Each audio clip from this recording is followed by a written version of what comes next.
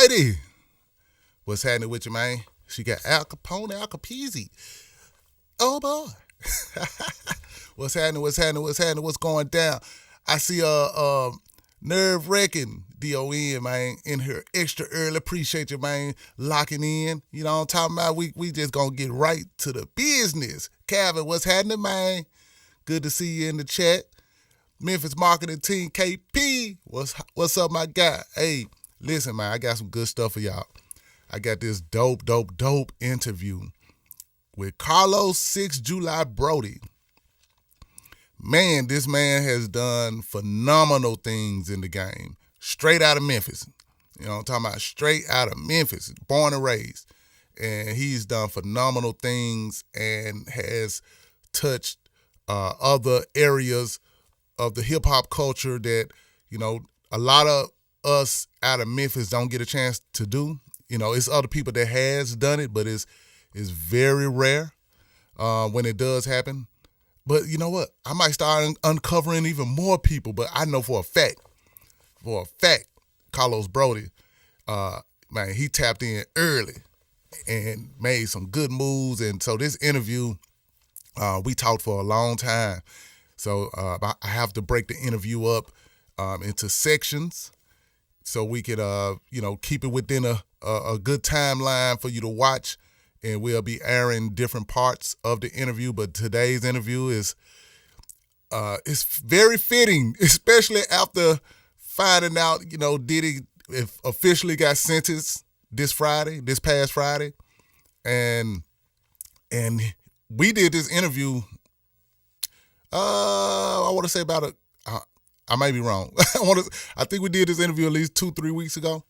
And I wasn't expecting a verdict from Diddy this past Friday, so it just so happened to line up with the interview.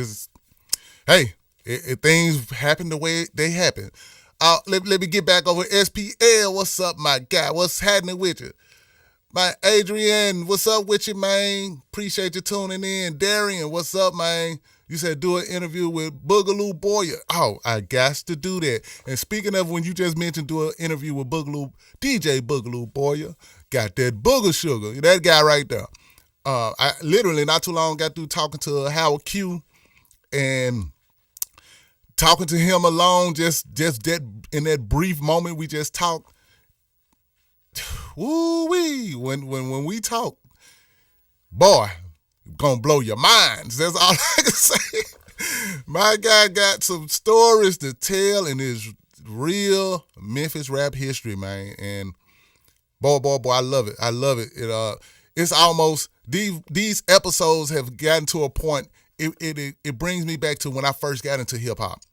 I was excited to hear the next record. I was excited to hear the next group to come out with something. It was exciting every week to tune into the radio, even when they only played hip hop for maybe an hour or two out the whole week on radio. But I was excited to get that hour or two that I could get on the radio. These episodes and these interviews bringing me back to that level of excitement. I'm excited to interview these people. I'm excited to hear their stories, and I'm excited to bring them to you to be able to see and hear. Because, man, I'm talking about jewels. I'm talking about diamonds in the rough. People that if it wasn't for a lot of these people, a lot of people that you all know and love, it probably wouldn't be the same story for those people. So I'm excited to be able to talk about these and interview these people and, put that spotlight where it's supposed to be. You feel me? All right, let me get back over here. Then we're going to get to the interview, man. What you said, SPL, you know what I'm saying? KP, you said, you said Travis said, already, hey, he already shot me a text, so I'm on it. Say less. So soon as this interview is over with. So I'm just going to go and jump into the business. And let's get into this interview with my guy. Hold on, let me, I'm a one-man gang. So let me get it set up to make it happen. And we're going to get right into the interview. I see, what you said, SPL, you said, I wanted to see you, Taylor Boy, Man, Hey, ooh. Now, it might not be a whole album, but a song for sure. Man, I'm glad you said that. And if you ain't heard my new, I'm glad you brought that up because I got a new EP out. It's called Blues Rap Soul. Go check that out. It's on YouTube now. And actually, one of those songs is a song called Mighty Blue. SPL. It's a song called Mighty Blue on the new EP. And the first verse is dedicated to Cocaine Wayne. R.I.P. to my cousin Cocaine Wayne. So check out the EP, Blues Rap Soul. The fact that you just brought that up. But we definitely need to do a song, no question about it, dedicated to him, all of us. But I did a verse dedicated to him on that Blues Rap Soul EP. So check that junk out. Of course, y'all know I'm really locked into doing, blending blues and rap together and enjoying that as well. So, that's what it is, my guy. King Dave, what's up, homie? What's up, man? Appreciate you tuning in. Ronald, what's up, man? Off the sniper. I already know who that is, man. Yeah, that Paul right there, man. You know what I'm saying? So, hey, let me get to it. Let me not hold up the live no longer. Let's get right to the interview. Again, this is my homie, my guy, Carlos 6 July Broady. The interview, man, just kick back and enjoy. All right? Let me get to it. Here we go. Boom and boom. My first trip with them to New York, I was supposed to go to New York the day Tupac got shot. The quad incident happened. Damn. You know what I'm saying? They like, Puff want to see you, right? And I was like, man, I just laid it down. They was like, he don't care. You got to get up. He want to have a meeting with you. It's Al Capone, Al Capone, old boy, and I got my guy right here with me, man. He goes by the name of Carlos 6 July Broady. What's up, yes, man? Yes, sir. What's good with you, my brother? Man, it's all good, man. Well, you have witnessed some of the stuff that I've been doing. And so you already know what this is all about, man. It's about Memphis Rap History, man. And yes, sir. You are one of the people that has done phenomenal things, repping Memphis, from Memphis, on a national, worldwide level. And but you were there from the beginning days. From the beginning. Yes. Tell me what you remember about Memphis rap in the scene before the gangster walking era kind of kicked off. So I guess we talking like mid-'80s. Yeah, man, it wasn't that many of us. First of all, mid-'80s, man, Memphis rap scene, we were pretty much trying to be like everybody else. So trying to be like New York. Yeah. You know what I mean? Yeah. So when you say that, tell me, I want to know specifically some of the things that you were doing and some of the things that you remember. Well, I started probably in 88, early 87, 88, right? Man, I got the spark. I was at Havenview. Me and Tila was at Havenview. Okay. I got the spark when I heard a mixtape that had the South Bronx on it. My boy Brian had this mixtape and it had the South Bronx and that's what sparked me, the South Bronx. And when I heard that, and then so it was a beef song. You got pulled in on a beef song. Huh? yeah, because I wanted to know who he was talking about. He kind of said the name, but you know what I mean? Mm-hmm. You didn't really know that was really going on by the mixtape. It wasn't Red Alert, wasn't Chuck Chill Out. It was a Chuck Chill Out mixtape that he got a hold to. Okay. So at the time we was living in Oakshire, breakdancing was heavy. So we was coming off the breaking era. Okay. So you telling me you were breaking? Yeah, I used to spin on my head. So this is before. This is pre. So this pre Yeah, DJ, right? This pre DJ. yeah, pre DJ. Yeah, Okay, so and that's what I wanted to know, like, what were you doing in hip hop before you got man. into hip hop as a Yeah, we had a dance crew out of Oakshire. I forgot what we was called. Me, Greg, Speedy, I think JB, and it was two older cats in the group. You know what I'm saying? I know JB was one of them. He used to wave, and you know what I'm saying. The rest of us was attempting to break, pop locking and whatnot. And I developed the skill of spinning on my head on the cardboard. You know what I mean? So we had the little battles around the apartments and whatnot. They actually did a dance at Havenview that I didn't get in. You know what I'm saying? But they actually did it. So I was starting to veer weight in because by that time, I want to say I heard Eric B as president, right? Eric B as president sparked me. That made me want to make beats, want to be a producer. When I heard the production on that, I was like, man. So now to go back just a little bit, when I was in Oakshire Elementary, I met my cousin Doug Jones, which is Fred Jones' brother, right? You He talking about was my D Fred Jones? Yeah, Fred Jones, Southern Heritage Classic. Whoa. That's my cousin. Wow. Yeah, that's my family. His brother Doug was a DJ. He used to do cruises and vacations, and like he had this big setup, Doug Jones Productions, and he DJ'd a dance at Havenview. And I'm going back and forth, but I had just met him when I got in the sixth grade because I met him in the fifth grade, and when I got in the sixth grade, he was letting me know he was going to be my teacher for the next year, and just because we cousins don't mean he was going to take it easy on me. You know what I mean? But so that between that spark and Eric being president, I was like, man, listen, I got to do this. But to go back, I come from a musical family too. You know what I'm saying? My uncles was on Stax and Casablanca and EMI, so all of them had deals and was in groups and stuff. You know what I'm saying? That's dope to And my uncle, have people in your family that was already in the game. yeah, I was at Stax as a baby. From what I was told, our boy Larry Nix used to tell me stories all the times about me being at Stax.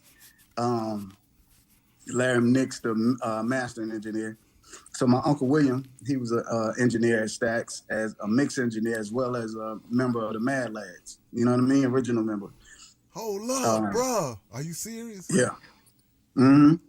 Okay, go ahead. Go ahead. That's dope. William got crazy history because he went on to work for Willie Mitchell, and him and Pops was super tight. Man, they did a whole bunch of people's records, man. You know what I mean? But he was a singer. And after Vietnam, he got drafted. They got him right off the stage. As soon as he stepped off stage, he was drafted into the army. No way. Are you serious? No, serious, bro. Wow, from the stage to the battlefield.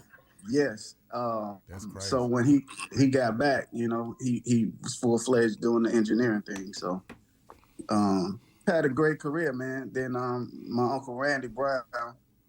Him and Bertram just passed recently, but Randy was on Casablanca.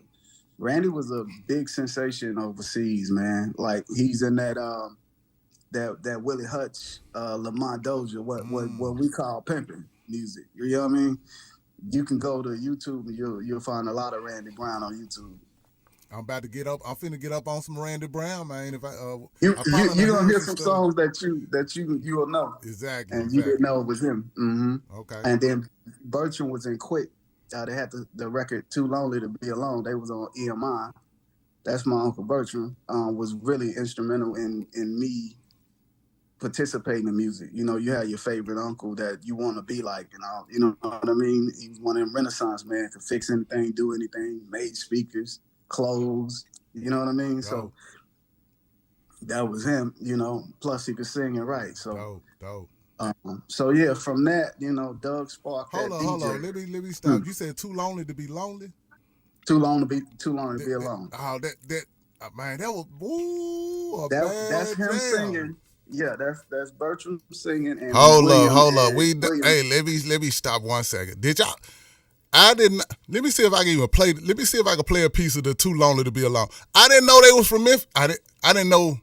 I didn't know. Let me play a little bit. Check this out. Hopefully y'all can hear this. Too lonely to be alone. Too lonely right at night. Now that you're gone.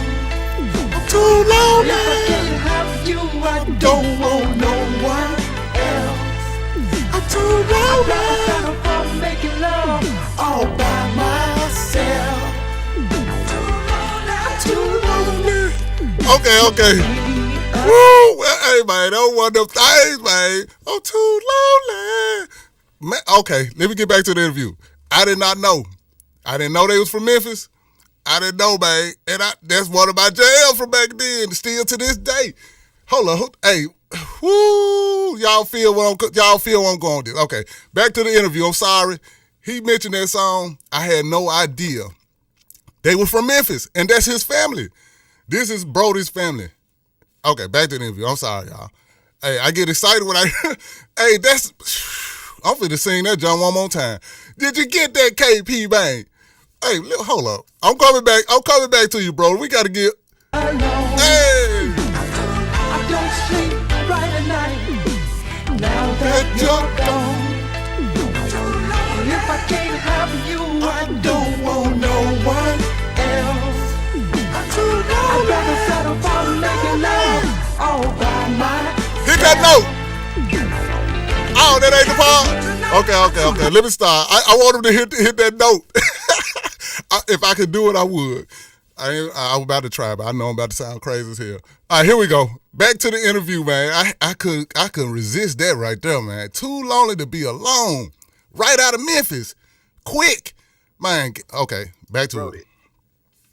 Okay, all right, I just want to make sure I Yeah, that's the record. Wow, that's Play it that's on still, 88 point. You probably can hit on 88.5 all the time. man, that's a bad jam. I heard it, you know what I'm saying? Anyway, so hey, say less. Yeah. So that's a little bit of the family, and from what I understood, my mother and like Rufus Thomas used to have me at Stacks a lot with him. You know what I mean? So Rufus. Rufus was my godfather from what my mother and pops and them were telling me. Mm-hmm. I always wanted to meet Rufus, never met him, you know what I'm saying? Well, But I heard I could tell his personality was explosive. according to the legends, we was together all the time. But man, from there, the DJing was, man, I thought DJing was it. You know what I'm saying? So I guess we going back to junior high and high school. You know, that's when it really got serious. About 88, I met my boy John Best in 88, and we shared a love of BDP. That's the hip hop history, right? So he came from Asbury Park, New Jersey, aka Allah's Paradise. That's where he come from. And he came to Memphis because he came to live with his cousins, stay out of trouble. You know what I'm saying? And from there, we formed a group. But at the same time, I met, through Alex Turner, I met several DJs because he knew I wanted to be a DJ, and he knew a lot of DJs. So I even DJ'd a Hamilton dance one time with my little setup, sounding crazy, speakers all static. but I pulled it off because my cousin put me, you know what I mean? He put me in the hot seat. You know what I'm saying? So what you was DJing? So you had the crossfader, or you just had? Yeah, I had the realistic mixer. I had one technique with the SR and another in a Pioneer turntable. Then I had the realistic mixer, and I had my two speakers from Mom's crib. That's what I pulled it off. Man, you were doing it big, man. Man, that's what they said. Technique, come on, bro. Man. I got a technique from the pawn shop, man. You were doing it big, sir. We were Man. still on the look, taking the little component sets off our. Yeah, the house party style. You know what I'm saying? Yeah. You lucky Man, to get a Pioneer, so yeah, you were doing it big, man. Yeah, man. So from there, man, I joined a crew, a DJ crew called Live and Kicking. It was so I'm still 15, 16 at the time, right? Mm-hmm. So we looking at Tired of Flies, what we called them, DJ Steelmaster. We had DJ Toot. We had Thomas. Man, it was we had AJ, which we called him Fresh J Ice or J Ice, and we were a crew of DJs right? And we used to go around DJing all the parties. We did parties at Whitehaven, did parties at Millington High School, did wedding receptions. You know what I'm saying? Like we was all over doing proms. So that's what I did from end of junior high to throughout high school. I made money DJing. So you just said y'all was a crew of DJs. So was it? Mm-hmm. Do you know of any other DJ crews that was in the No, city? no, because everybody else were pairs. They wanted like Raider J, Spanish Fly. You know what I mean? They was paired off. Gotcha. But us, it was like 4 or 5 of us, so we would rotate sets. You know what I'm saying? That's what we would do. So I was the one that did all the scratching. Most of them was blending and mixing, but I was a scratching. You know what I mean? And doing the tricks and stuff on the turntables. Nice. That was my thing. So like I was one of the first cats that they knew that could transform. You know what I'm saying? So, right. Right. Listen, I remember, I think I was telling you about this. I remember me just born and Dizzy was on the phone trading off scratches one night. You know what I'm saying? So y'all on the phone listening to each other scratching DJ. Yes, sir. Zoom Yes, before sir. Zoom. Before Zoom, before FaceTime, all of that, you had to be on the phone with the rotary phone and memorizing numbers. You know what I mean? Damn. That's Yeah, wild. you had to know everybody's number. That's you wild. know what I'm saying? Yeah. There was a time you really had to know people numbers. Yes, sir. You actually had to use your brain. Yeah, you had your phone book or that piece of paper. You had to use your brain. Man, I could dig it. So okay, y'all in the DJ crew. So what's Right. the next move as you're doing the DJ? Is there anything significant you remember during the DJ crew? And you said you were still in junior high at the time? High school. We in high school now. Okay. Yeah. And did you name everybody in the crew? Yeah, I did. I okay. did. Okay. Yeah, All right. I did. So after the DJ crew, I mean, yeah, tell me the next move. So John was a rapper, right? And he was like, man, we should do this group thing. So, you know, everybody had the little drum machines, the bosses, and the you remember the joint with the pads on it? You used to play with the drumsticks. I think I You don't remember that joint? I remember the pads. I do remember the pads. They had one of them joints and you could program it, right? So I got into figuring out how to work that joint and programming beats on it. And then probably about I think Kavanje, he was in the DJ crew too. Kavanje had a boss, like I don't know if it was a 303 or something he had, man. And I used to get it. Man, he had the. I think everybody. Well, no, the first drum machine I had was actually the Elises, and then I eventually graduated to got the boss. Yeah. Yes, sir. Man, Kavanje had that boss, and by that time we talking like 89, maybe 90. They came out with the mixer that had the sampler on it. So I had Kavanje's drum machine, figured out how to do that, and then I started sampling with the sampler because it was like 4 seconds. So I started learning how to loop. But before then, you was doing the pause button tapes, the 2 tape decks. You know what I mean? You get your. So we started getting into the breaks early on, and I would record the drum break, you know, for however many bars on 2 cassettes. Right, and then I would scratch the sample in or the melody in. You know what I'm saying? You know your tape be mad hissy. You sure ain't lying. You got all them dubs until we got up on the BA with the Dolby button. You know what I'm saying? Yeah, for sure. Yeah. So you know that kicked it off, but graduated to the sampler mixer, and man, after that, it was really on because now I'm knowing how to program my own drums and beats, right? On this boss, and now I'm looping loops with the mixer, and then I got my boy. Man, I had some blessed people. I've been blessed to meet some good people. My boy Johnny. Now this gonna run into us. My boy Johnny had the rapper So Smooth. Okay. And So Smooth is taking us into the 21st century era. 21st Century Youth Club. 21st century, yeah. Okay. So me and Smooth was doing demos And Johnny had bought the 4-track, and we started doing demos and stuff like that. You know what I'm saying? So now they got me recording and engineering and making beats and DJing at the same time. You see what I'm saying? Damn. Mm-hmm. So it's still about 16, 17. You see what I'm saying? So my DJ skills was crazy at 16, 17. So you actually, like Q on Juice? Yeah. Yeah, times 10. No, I the best with you, man. I the best with you. Listen, because Richard used to sneak me in the Expo. And we used to be sitting there watching Sonny, sitting beside Sonny and Spanish Fly when Sonny was over there. So I had to have, anytime somebody tell me they was snuck into the Expo, what was your, I mean, do you remember the visuals and and what did you feel like being in the Expo at that time? Because a lot of people don't know.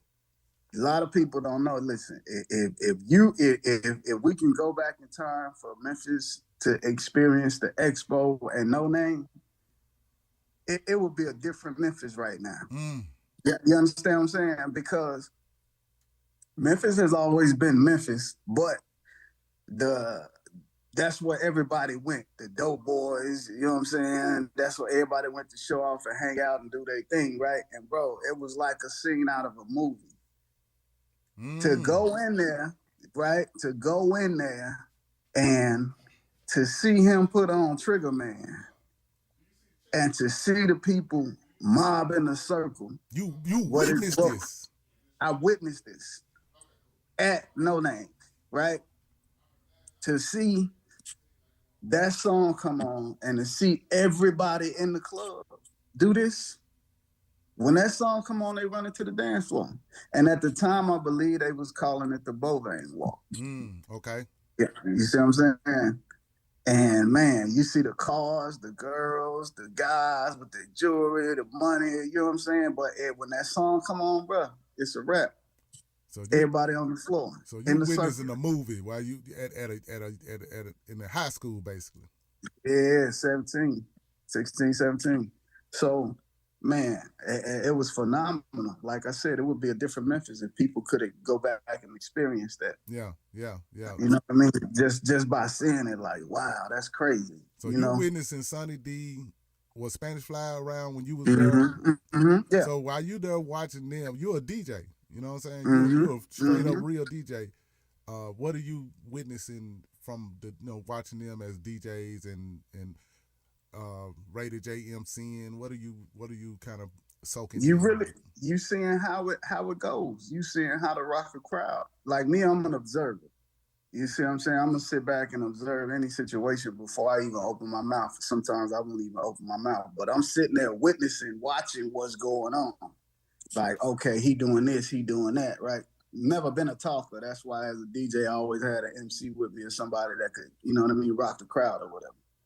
I'm going to get you with the music because I know what to play. You know what I'm saying? I developed that skill of what to play, what works, and what you going to learn the hard way, what works and what don't work. And it's not about what you like. It ain't never about what you like. Boy, you just said a mouthful. Bro, listen, you know the amount of people come up to you, play this, play that. You know what I mean? You learn fast. You get to playing something you like and the floor clear out. You like, oh, I ain't gonna play that again. You know what I'm saying? But it's all about timing too, because when folks get to drinking and get to partying and stuff, you put that same record on, they might dance to it like 10, 15 minutes later or 30 minutes later. So as they a just DJ, hadn't got their oil in them. You know what I mean? So as a DJ, is that's why DJs, the right DJ, I would say, knows how to break a record because they know the time when to play a record that they've never heard before. That was your job. You know what I'm saying? The DJs back in the day, man, we used to live for new music to break at a party. Like, people gonna love this record. I heard this. You see what I'm saying? Like, we used to, I remember. I know I said this, and I'm gonna vaguely say it, but I was the first person to have Dope Man on my mixtape. I don't care what nobody said. All right. At Whitehaven, and circulating at Whitehaven, my mixtape had Dope Man on it. Cats didn't have Dope Man on their mixtape. You see what I'm saying? Yeah. So, what year are you thinking this is? Shoot, I was at Whitehaven 88, 89, so it's around that time. Okay. Yeah. So when you say you had Dope Man, that means you were up on Ice Cube when he was in the group CIA when they CIA. rap I like the had that Beastie 12 Boys. inch too. Yep. Yep. I found that joint at Pop Tunes. You know what I'm saying? And Richard used to get a lot of records from Boss Ugly Bob's. Boss Ugly Bob's used to have them jewels. Yeah, Like yeah. everybody didn't go to Boss Ugly Bob, but we went up there and Brandon and Bob used to have a stack of records for me and Richard set to the side. You know what I'm saying? Mm-hmm. Yeah, DJing was all about breaking music. What? Even when you get into the music business, when it came to hip hop and rap music, it's like, oh, it ain't gonna last. They just doing this, they sampling all of the stuff. You know what I'm saying? Mm-hmm. Like they ain't no real musicians. That Yep. you see what I'm saying? Yep. Oh man, you know the amount of backlash I caught talking about I'm a producer and them cats to my you ain't no real musician because you sampling and you know what I'm saying? Like yo, all right. I You know remember what you I'm were against the Pat boy. Y'all used to have some y'all folks. I be like, man, these for a while, man. and I ain't that's my never bad seen to this day. the two producers. You know what I'm saying? Man, Y'all used to arguing have it over a out. style of music. Yeah. Yeah. And I used to tell Pat all the time, I don't care what you say. What I like is the foundation of what you're doing. You know what I mean? So hip hop is the foundation, you know, of the rap music that you produce. Nowadays we got so many varieties of rap music, but it still fall under the category of hip hop. You know what I mean? So with that, you know, it was Gangsta Pat that first gave gave me the idea of maybe I do need to go to New York because that's all right, man. Go on, For New York. real? Mm-hmm. Wow. Okay. Yep. Oh, that's dope. That's dope to hear. Cause he Because was on you about that. Oh yeah, he stayed on like man, and I don't know if he was playing or for real. Like man, you need to go to New York with that. You know what I'm saying? Nobody want to hear that down here. You see what I'm saying? Mm-hmm. But it was like, okay, maybe there's something out of that. You know, I'm gonna find a positive in something. Yeah. You know what I'm saying? Yeah. He might be playing a BSing, but man, it might be something to that. So for people that don't know, you know, by the time you did decide, okay, what you're a producer from Memphis, out of Memphis, the BHZ, man, the Black Haven Zone, South Memphis, BAZ, all of that, man. So you like, you from here, you know what I'm saying? How born and raised, you, College and Macklemore. That's where I was born. See, okay, you right, South Memphis, then BAZ. So how did you even make that transition to connect with New York, being from Memphis like that? All right, so me quitting FedEx, doing sessions started to dry up. You know, that's when your depression set in. It's after 12 Gauge album, it's after your album. And so now it's like, we gotta say, you know what I'm saying, you produced some heat for me, you know what I'm saying? Oh, yeah. But it didn't make the album. It didn't make it don't matter if it's heat. If it don't make the album, it don't count. Yeah. So I can see how you can be like, damn, man. It wasn't dope. It wasn't fitting for the album. Yeah, and that's. You know what I'm saying? Your album had a format that it needed to follow, and my music didn't follow that format. But I loved it though, man. That don't matter. I was fighting like a mother, but they were like, no, you gotta, you know what I'm saying? And I was like, I gotta follow. You know what I'm saying? I wasn't the in control at that point. I was still learning. That's what I was about to say. You when you get to running your own stuff, you can put on your record whatever you want, but whatever you feel like it, because to me it fit, to you it fit, but to everybody else it didn't fit. Exactly. You know what I mean? Exactly. And that's, you know, if we had to do it today, I'm pretty sure the joints would be on there because this shit hard as hell. You see what I'm saying? So, and a lot of people just don't know. That's what I found out later on. The people in positions are not the people that know what a hit record is. Exactly. None of us do until we put the muscle behind it. You know, sometimes you can have one of the ones, and you be like, I know this joint is, you know what I'm saying? And it end up being that. Mm-hmm. But sometimes when you even say, I know it's going to be that, it don't be that. You know? True. And, very true. And we know now you got to put the muscle behind these records for them records to go where they need to go. Talk it. So, you know, again, people really don't know what a hit is because some of these hits are made. You know what I mean? Some of these hits are good records until they put the muscle behind it and make it a hit. Man, You see say, what I'm man, saying? talk that talk, man. That's Yeah, real life. that's the music industry magic, that muscle. You hear me? That's what people don't really know. You know, it's the same as we can hear a record. It's a couple of records that I hate to this day that they put so much behind that they made it a hit record and made you love it. Mm-hmm. You see what I'm Mm-hmm. saying? Yeah, no, that's Man, real.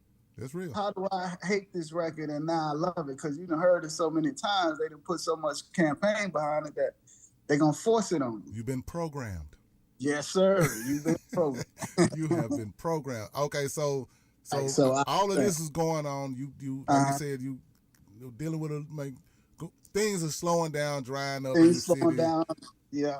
I ain't got no job, you know. So this around the time, you know, your depression starts setting in. So, you know, ICK, uh, like everybody came through the crib. So one day K come through and me and K used to ride our bikes around the neighborhood just to decompress. Mm-hmm. And I was telling him I was thinking about going to New York because at that same time, me quitting FedEx, I still had my account. So my wife gave me the idea of sending off 6 beat tapes to different record companies. Mm. And I FedExed them beat tapes. And I got rejected by every company except for Bad Boy. And everybody sent letters saying that they don't accept unsolicited material. You see what I'm Mm. saying? Mm. And I got a call back from the guys at Bad Boy. Okay, stop right there because we cannot gloss over the fact that you said your wife now, but your girlfriend at the time Mm-hmm. gave you Gave me. the idea to do that. What Mm-hmm. made her even think to like what young lady in Memphis is gonna say you need to sing your what? Go ahead. because because we were considered different, right? Um, because let's go back into the era of in the '90s in Memphis. You wearing starter jackets, you got curls, you got gold teeth. Cortez Nikes, right? Mm-hmm. Like everything is gangster. Whereas me, I'm a Big Daddy Kane fanatic, so I was wearing Bally's and you know what I'm saying, and slacks, and you know what I mean. Like I wasn't dressing like everybody else. I always had Bally's, and that was my shoe. I didn't wear tennis shoes. I wore Bally's. Mm-hmm. You see, man, that was my thing back in high school when BBD had the mismatch Bally's. I was wearing mismatch Bally's. You see what I'm saying? Yeah. So I was on that type of hip hop time. Like that's so we were both different. So um, when we met each other, we knew, you know what I'm saying, we was different. Mm-hmm. And for her knowing the love I had for hip hop, it was like this is what you need to do because it ain't gonna happen here. You see what I'm saying? Man, So why don't you branch out and send your music to other people and see what they say? Man, that's the power of having a woman that understands you and sees you and believes in Yeah. you enough to say, yeah, you know what I'm saying? And Even if you ain't thinking. yeah. We 21, maybe 21, 22 now. You know what I'm saying? Mm-hmm. Yeah, going on 23. So we still kids. We young folks. Man, that's a big And to be deal. thinking like that. You see what I'm saying? So Yes. yeah, so man, when I got that call back, he was like, yo, my man, June gonna hit you. And June called me like, yo, like, man, you got some joints. I'm gonna hook you up with my man Nasheen, and he gonna call you and go from there. So when Nasheen called me, he was like, yo, you got some joints, but I want to hear some more. Can you send me another tape? And I was like, yeah. So in between the time of me sending him tape, you know, when I found the Bad Boy address, the address, I was looking on Biggie record, right? Mm-hmm.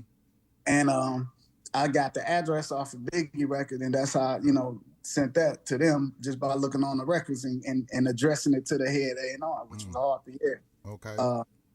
And so when I sent him the next tape, he called me back and he was like, you gotta fly to New York.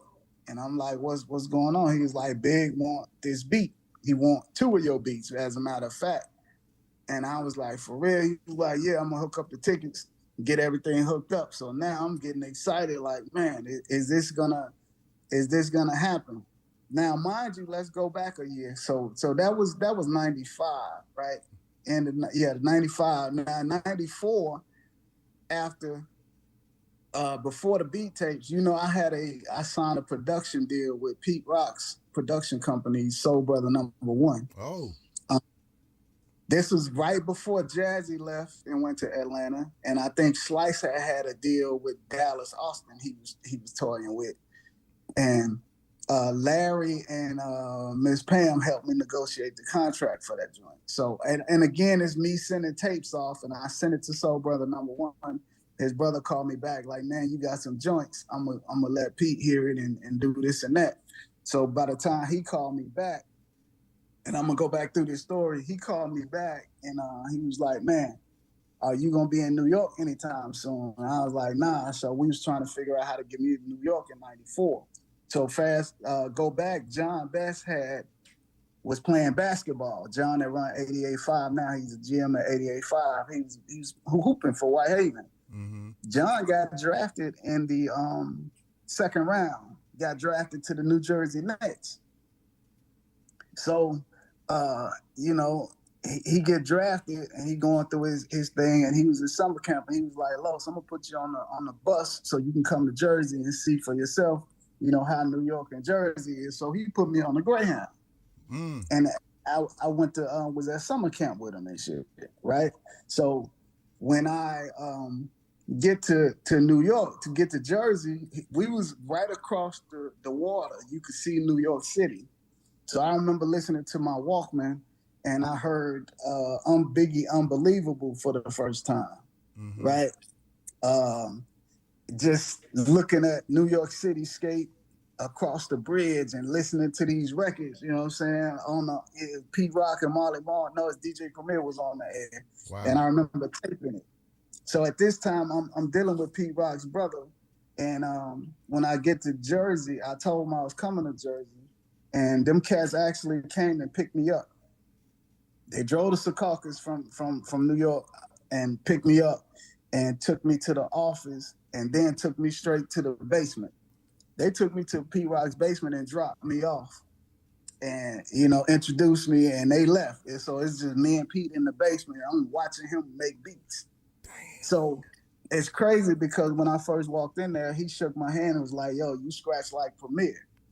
And he was saying that because of a beat I had on the beat tape. I was doing some scratching. I was scratching the Big Daddy Kane hook, and it was like a DJ Premier style of scratch. And he was smiling like, yo, you got some joints.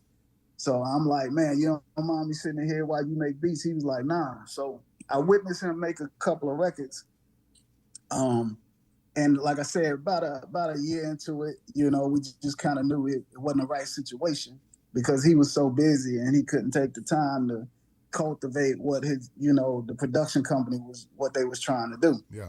You see what I'm saying? So then come, that really had me depressed because, this is a guy. Right down. Yeah. And you get to see it. So you come back to Memphis and it's like, man, what I'm going to do now? So that's when she hit me with, well, man, just send him to different companies.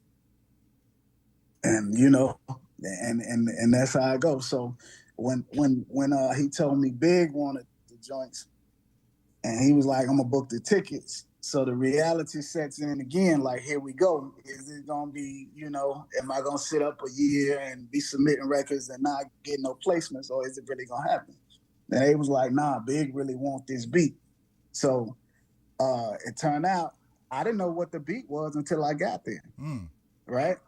So I'm flying. So I touch down in LaGuardia and catch the cab. I go from LaGuardia Airport straight to New York City to Unique Studios.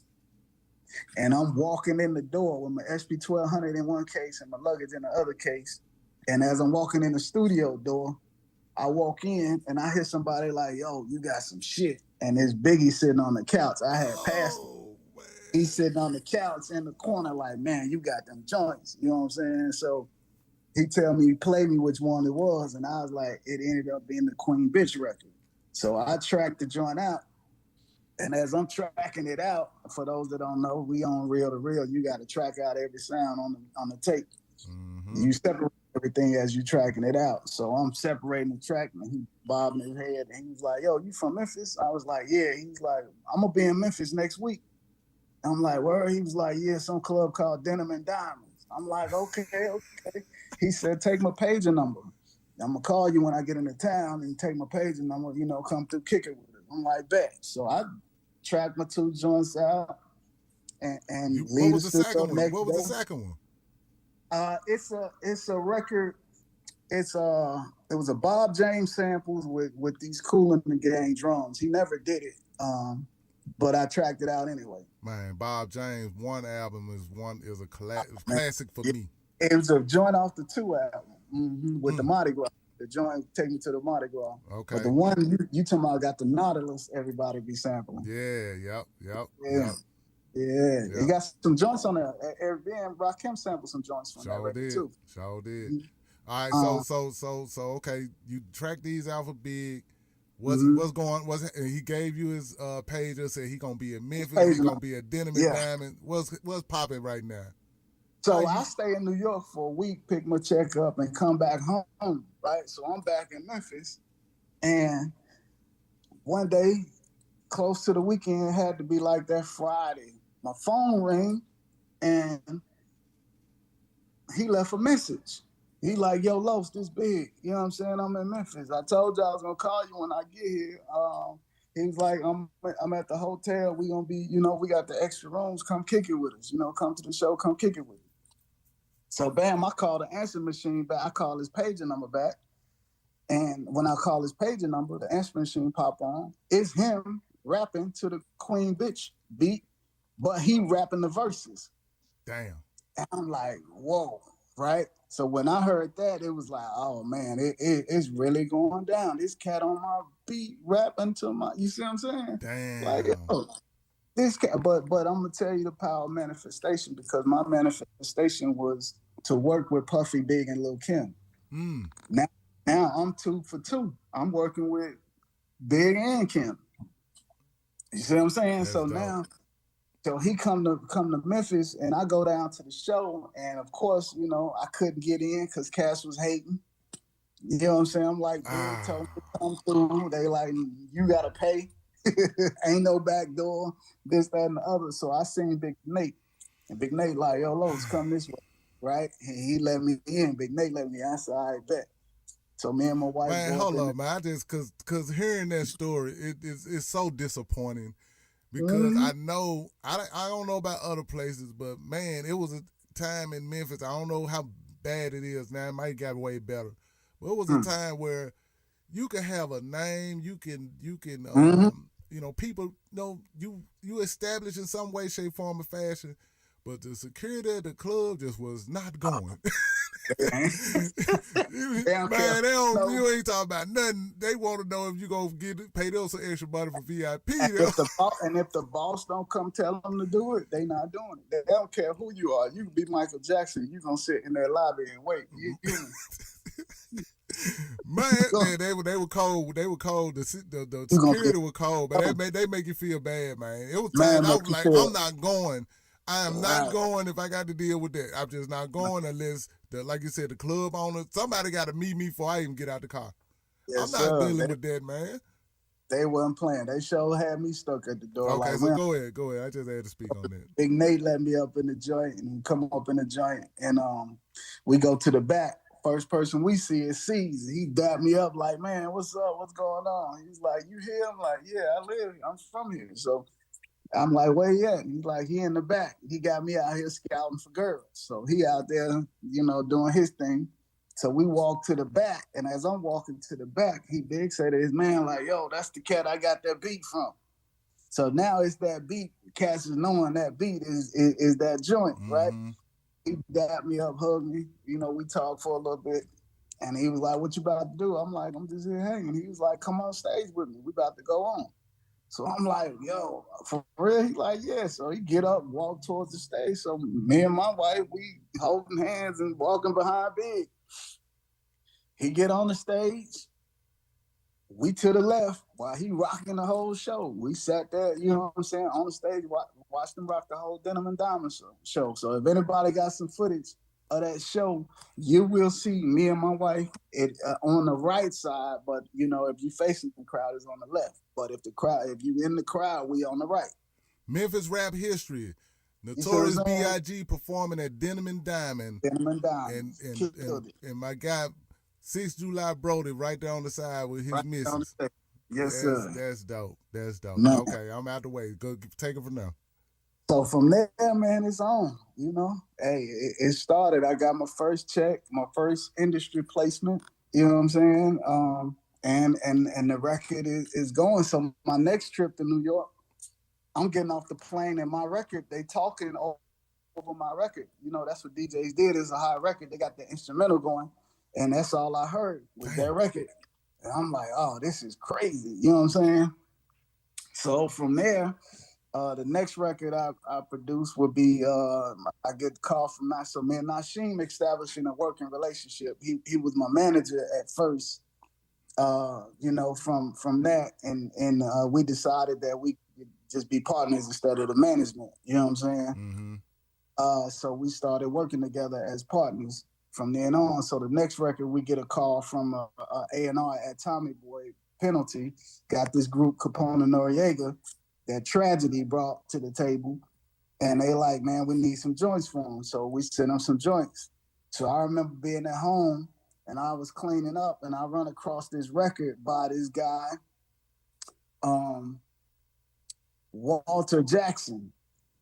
And I played a record, and it's a record called Speak Her Name. And when I heard it, I just immediately stopped cleaning up and went into the beat. So when I sent Nasheem this beat after I finished, he was like, oh, this right here is crazy. He's like, I got to play it for Puff. He played it for Puff first, and Puff didn't like it. So he sent it to the A&R cat. And they was like going crazy over this record. So now we get Capone and Noriega in the studio. So now I got to fly back up. And I would fly back and forth. I would make my beats at home and send them to New York, or either fly back to New York. Mm-hmm. So bam, now I'm in the studio and Capone and Noriega coming through. And for those that don't know, this is Nori from Drink Champs. Yes.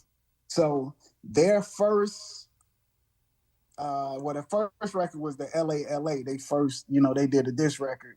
But their record that got them known was a record called Top of New York that they called TONY. And that was my record. That was the first record that got them cats popping. Wow. That TONY record. And a guy from Memphis, man. Memphis, Tennessee. Yeah. So now we got the Queen Bitch Lil Kim record, and now the TONY about to come out. So I remember we in the studio, and they ended up almost not using the record because they didn't like the arrangement that Capone did, and they was like, man, it just sounds crazy. And we was like, well, man, let us produce the record and finish the record, and we go from there. So we booked the studio in Daddy's house, and we mixing it, we putting it together, and adding the bass and the strings and all of that. So now it's coming together. We already got the raps and the hook down on it, right? And I had the keyboard player, Brian, play the keyboards on it, and it's coming together. So I remember Puff coming in the room, and he had this look on his face, like, man. And he said to us, man, y'all giving away records for homeboy rates, right? Mm. Knowing Puff, that's a compliment, but it's a diss at the same time, because now he hearing how the record come together, and he like, man, they played me this beat and I didn't use it. You know what I'm saying? I didn't pick it. Yeah. So now coming together, now we giving away records for homeboy rates because you didn't pick it. You see what I'm saying? In other words, he was like, I could have got y'all more money. Y'all just giving away hit records. You know what I'm saying? But you didn't pick it.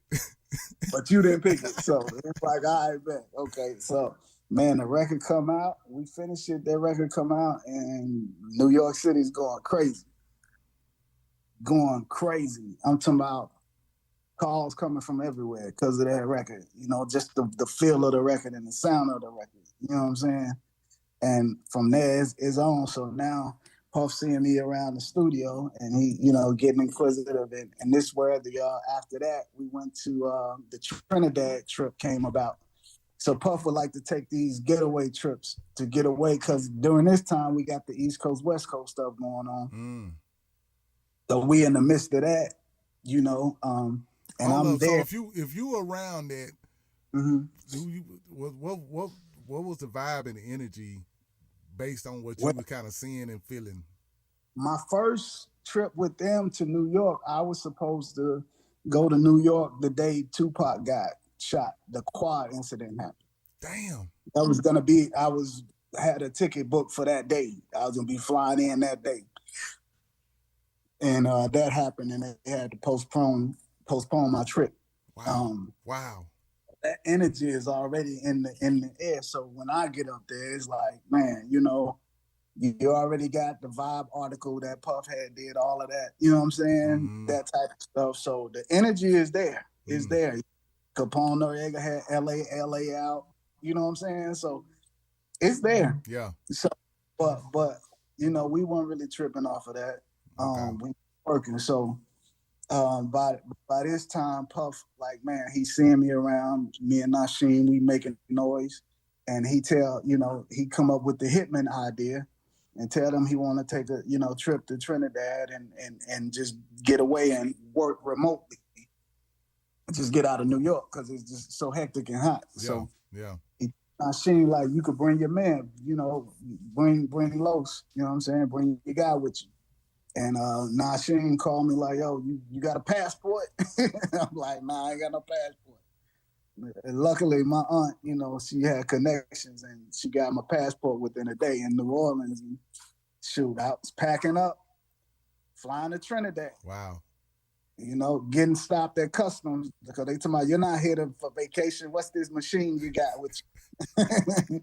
Sit over there. They made me sit over there for an hour, like just messing Drum with me. machine, really? A drum machine, huh? Yeah, an SP 1200 and a 950. I What's bought them. in this drum machine, sir? Man, right. Like, what you gonna plug it into? So, man, get over there. And I remember I had my dad tape, and I remember one night because what he did, Puff broke us up into teams. He was like, okay, this is what we're gonna do. We're gonna see who had the hottest joints. We're gonna break up into teams. So he was like him and Stevie, Derek and Ron Lawrence, and me and Nasheen. We was already teams anyway.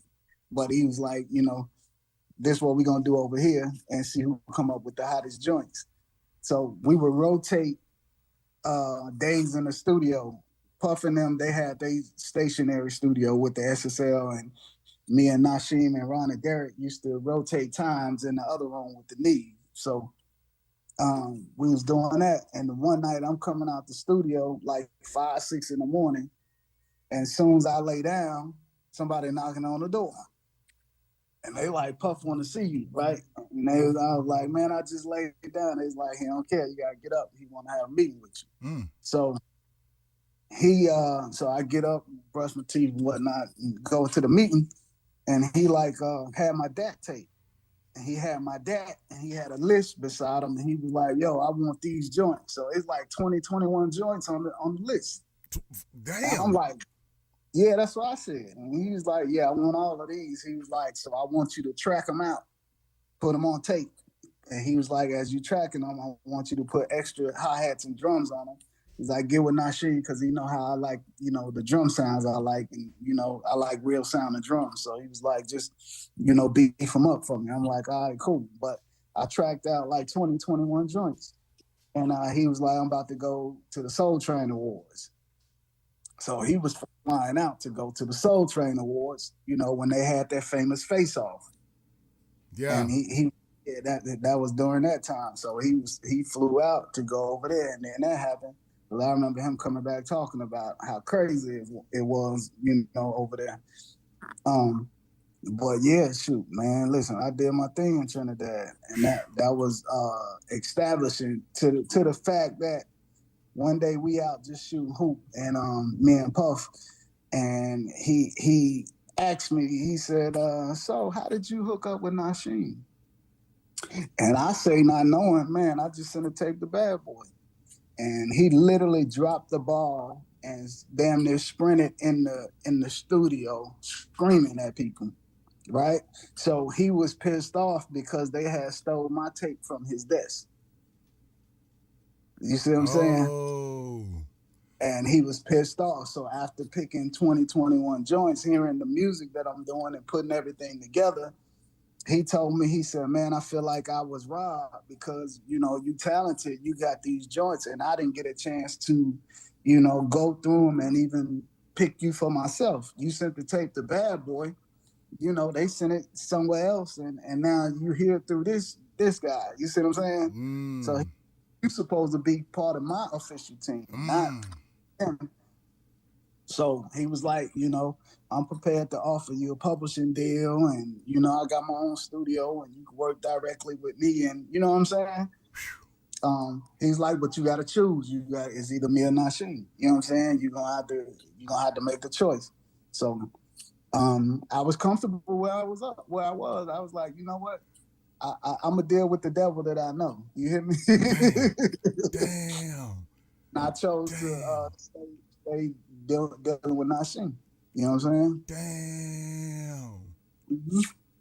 Yep. Wow. Now Wow.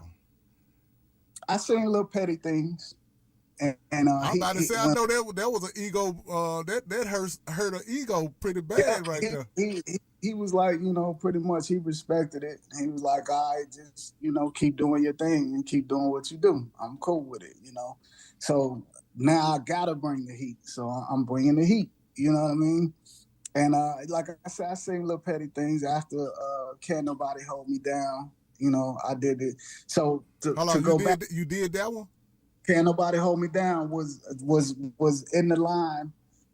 It came out to Capone and Noriega, and it was actually the 112 remix, the Only You remix, came before Can't Nobody Hold Me Down. So Mm. after we get back from Trinidad, so 112, Aaliyah was in Trinidad, Horace Brown, Faith Evans, Big Kane. He had a slew of cats over there. Tony Maserati, the engineer, was over in Trinidad, so we was all over there, making records.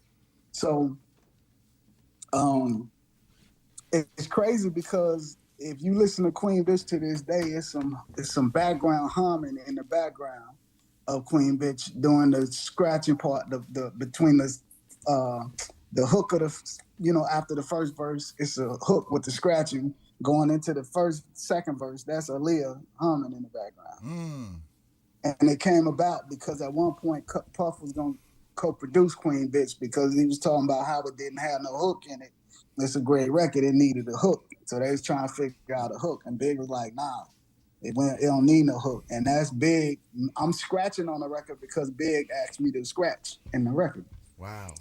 Because on my tape, he heard some scratching like, yo, that you can cut. So I want you to put this in there. And I was scratching what he wanted me to scratch. You know what I'm saying? So uh, so to go back, the Only You record was taken off because it was done in Trinidad, and it was he did the beat in Trinidad, but the record started taking off after we got back. So the record got the number one, and Puff needed a remix, Mm-hmm. and then nobody wanted to do the remix. And he was like having one of his rants, like, "Yo, I can't believe y'all don't want to do a remix to the number one record." We talking like what 95, 96, maybe 95, Mm-hmm.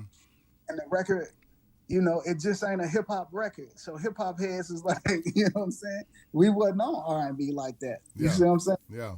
So we like, nah. So as he passed and walking through the hallway, I'm getting ready to go in the MIDI room, and he said to me, he said, Los, man, just go in there and try something. I don't care if you sample Bounce Rock Skate. Just go in there and try something for me. Can you do that? I'm like, yeah, I can do that. So I go in the MIDI room, and Nasheem and Jay Garfield are already in there. And on the side of the turntable, me not knowing, Nasheem had placed Bounce Rock Skate on the side of the turntable. So I see Bounce Rock Skate. I put it on the turntable and proceeded to chop it up in the SP1200. And that's where you get the boom, boom, boom, boom, boom, boom, boom. That's me chopping up the SP1200, the Bounce Rock Skate SP1200, because I'm trying to disguise it and manipulate it to where, it ain't Damn. Bounce Rock Skate. So I'm changing the signature of the notes on the SP1200. And Puff come in, he hear it, he like, go track it. So now we got the elements to the original. We got the string bed, and we put the shakers and the drums in there. And I bounce and leave, and Puff has Stevie J to replay the bass line. So he ended up replaying my bass line that I chopped up. You know what I'm saying? And that was the Only You remix. And he put his thing on top, put Mace in there, because Big was already on the record. He put Mace on the record. And so it's introducing Mace on the Only You remix, right? So now I'm paying attention to things because Queen Bitch got my name credited first on my record because it's my beat, and Top of New York got my name second on my beat. And I'm like, okay, hold on. Only You remix come out, and my name is like third or fourth on my beat, right? And I'm like, okay, hold on, right? So now I'm saying, okay, Nasheen, well, when we was mixing Queen Bitch, I play Can't Nobody Hold Me Down beat for Big, because I made it for Big. And I wanted Big to do it. And Big was like, man, it's dope. But Ice Cube just did the Check Yourself remix. He's like, I think too soon. So Nasheen played it for Puff, and Puff was like, nah, this is perfect. This is going to be my first single. So now, here comes, he working on Can't Nobody Hold Me Down, which we worked on that. That record stayed on the mixing board for 14 days. And he was like, it ain't right. It ain't right. And until it got right, that's when he released it. So now it's getting right, and I'm up there tracking out what's beef, and they mixing Can't Nobody Hold Me Down, and I say to Puff, I forgot how we get into the conversation, but I say to him, I don't care how many names go on the record, but if it's a beat that I made, my name goes first. You can put 15 other names on my record on it, but behind my name, as long as if it's something that I made from my crib, you know what I'm saying? Yeah. And I made it like my name goes first. Dig that. We had to establish that. So when Can't Nobody Hold Me Down dropped, I got the cassette. My name is first on that joint. That's what's up. That was a conversation that we had, and we respected it. But after it came out and became such a smash record, so now I got two underground records, Queen Bitch and Top of New York, and now I got the Only You remix, right? That's a hit record. We talking about platinums. Now Can't Nobody Hold Me Down come out, and the single sold 2.5 million before the album came out.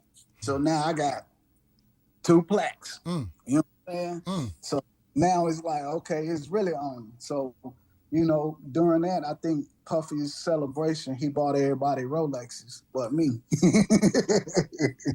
You know what I'm saying? You're not on the team for real. Yeah, I ain't signed. I wasn't you know what I'm saying? I wasn't a signed hitman. I was a hitman, but I wasn't on paper. You hear me? So, but if you ask him to this day, I'm a hitman, but I never was on paper. Yeah. You see what I'm saying? Yeah. So that afforded me a lot of things, you know what I'm saying? Because I wasn't locked down to it. You know what I mean? Wow. So I could do what I wanted to do. Dig you know? Yeah. It's something about having a little freedom that gives you a little you some wiggle room. Now after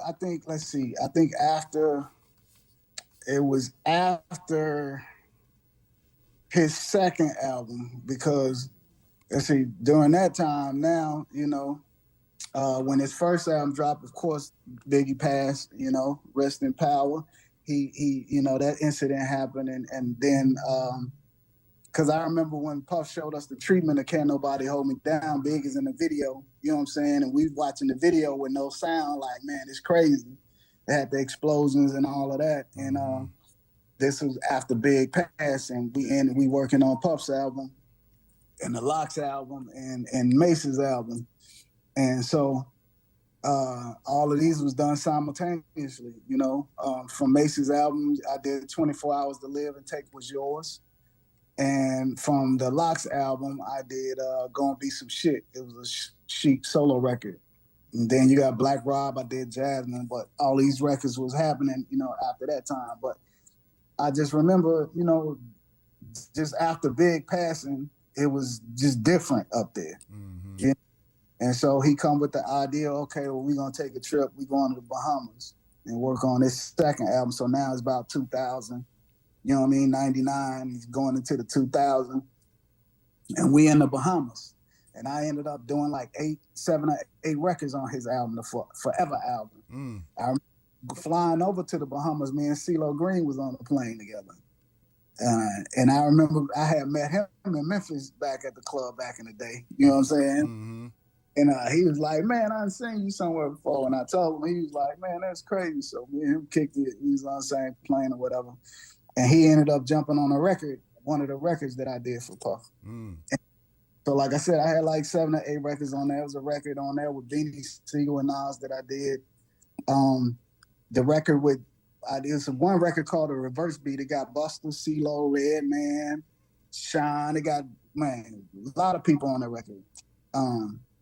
And I think it was a great album, but because of the shadow of Big passing and the reputation starting to grow and all of that, it just wasn't perceived. But it still went platinum, double platinum. That's crazy. Still got a plaque. Still was, you know what I'm saying? So now we coming up on, 2000, 2001, and it just feels funny there. So I started to drift and started to do my own thing. So.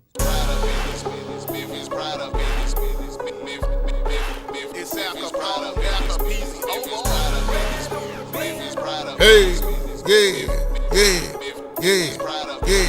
Hey, shout out to everybody that tuning in.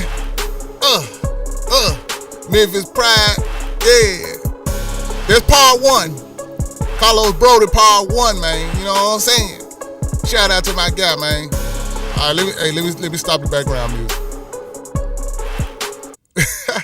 Man, shout out to my guy, Carlos Broady. He is in the chat for y'all that's watching. He is in the chat, and I see he's answering questions.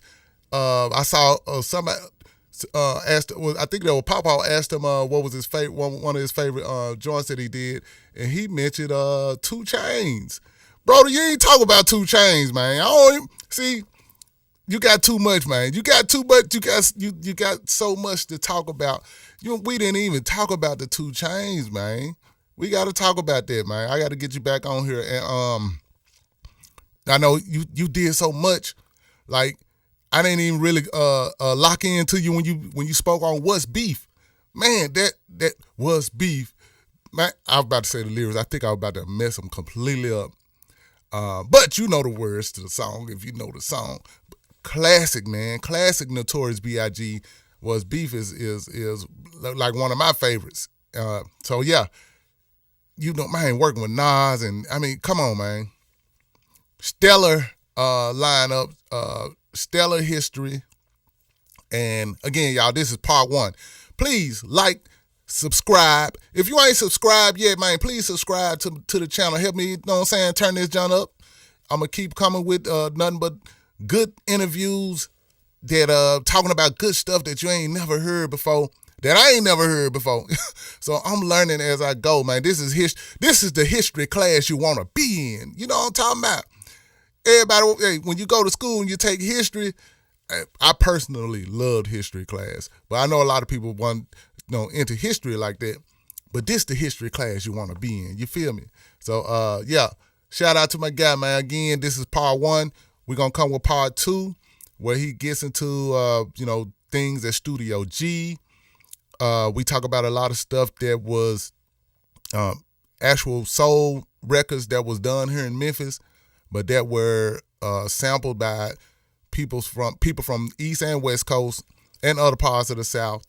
But it came from Memphis, though. The music came from Memphis, and there's a lot of people don't even know about those particular songs from those soul artists that became big hip-hop records. But since you didn't know about those soul records, especially our generation, we coming up, a lot of people didn't know about certain soul records, and especially if it was album cuts or cuts that you had to dig in the crates for.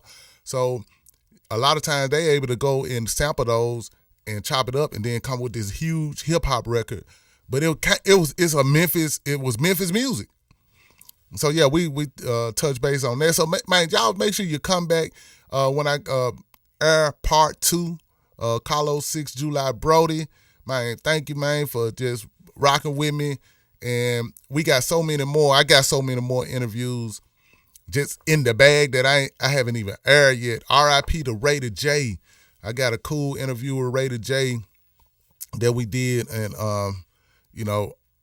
it'll come at some point. I know it's all in time, and I want to have to give him man a chance to, let that happen. Let things go the way it's gonna go. But at some point that's coming. You know what I'm saying? John Disco Hound. We going our way in with some of the people that were there. Downtown Jackson Brown. The list goes. Steve A. We don't talk about Steve A. But yeah, I got an interview with him. So, and we got so many more. Like I said, Howard Q. We meet DJ Howard Q. We talked. We got that coming. Oh, man, so many. I can't. The legend Lady J. I'm gonna just stop right there because I be naming because I got quite a few interviews that y'all will be getting on this channel. Good classic Memphis Rap History. So much coming to you, man. So stay tuned. I appreciate y'all rocking with me. Again, subscribe. Real simple. Just do it. You know what I'm talking about? And and make sure you leave a comment. I know y'all been chatting with me. Yes, gotta have sliced tea. Got to have sliced tea. Pow, I need you. You know what I'm saying? Got to have you, sir. You go back and you know a lot and you seen a lot and you did a lot. So we need you here too. And I appreciate you tuning in as well. Shout out to my guy. Hey, can I end it with I don't know how many people saw me. The song Too Lonely to Be Alone by Quick is Carlos's family. One of the guys in the group is his family, man. Let me see if I can play that a little bit of that again. Let's see. Oh, there it is. That was the part I was looking for. Oh, that was the part. Let me bring it back.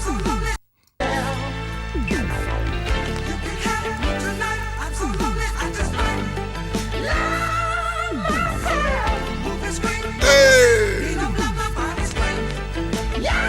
Straight out of Memphis, man.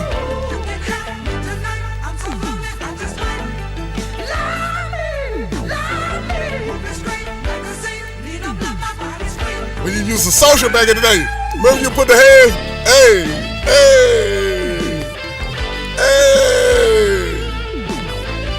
Oh. All right, let me stop. That when you used to social. You know what I'm saying? When you used to social, you know what I'm saying? Hey, man, listen, I on everything, one of my favorite songs from back in those days, I didn't even know they were from Memphis. I feel ashamed that I didn't know that. But that's the beauty of checking out Memphis Rap History, what you got. Al Capone, Al Capeasy. Oh, boy. We all learn something new, and we get to represent Memphis, man. You know what I'm saying? To the world. And that's what it is. So on that note, I see y'all still in there chatting. We said, but they cold. Man, I don't know what y'all talking about over in the chat. I ain't finna try to catch up with y'all. I see Infinite over there. Infinite, you trying to start some stuff too, but I see you. But listen, hey, I'm about to end this, John. Check this out. Like I said, check out the next episode coming soon, part 2, Carlos 6 July Broady. Some good stuff. And we'll be back, man. Like I said, share, let other people know. Share it, man. Y'all know somebody that want to know this stuff. Share it with them. Let them know. Tune in, man. Check out your guy right here on this channel. I'm about this thing. It's Al Capone, Al Capeasy. Oh, boy.